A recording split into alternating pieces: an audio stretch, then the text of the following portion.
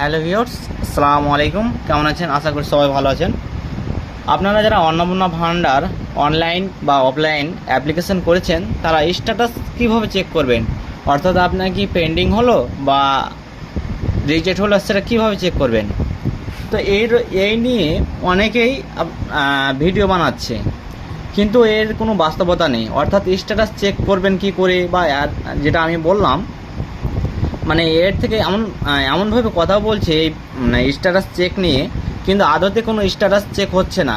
অর্থাৎ অন্নপূর্ণা ভান্ডারের যে ওয়েবসাইট, সেই অন্নপূর্ণা ওয়েবসাইটে কোনো স্ট্যাটাস চেকের অপশান আসেনি।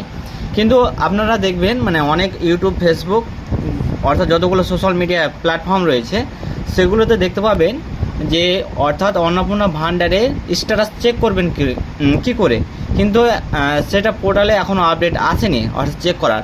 কিন্তু এই নিয়ে অনেক বড় বড় ইউটিউবার, অনেক ফেসবুক পোস্ট করছে। কিন্তু যদি আপনাকে বাস্তবে দেখাতে যাই যে অন্নপূর্ণা ভান্ডারের আসল যে ওয়েবসাইটের থেকে আমরা অ্যাপ্লাই করি, সেই ওয়েবসাইট থেকে কোনো কি আপডেট এসছে দেখতে পাচ্ছেন, দুটো রয়েছে, একটা সিটিজেন ফ্যামিলি লগ ইন আর একটা ডিপার্টমেন্ট অফিসিয়াল লগ ইন। অর্থাৎ দুটো থেকেই কোনো আপডেট আসেনি।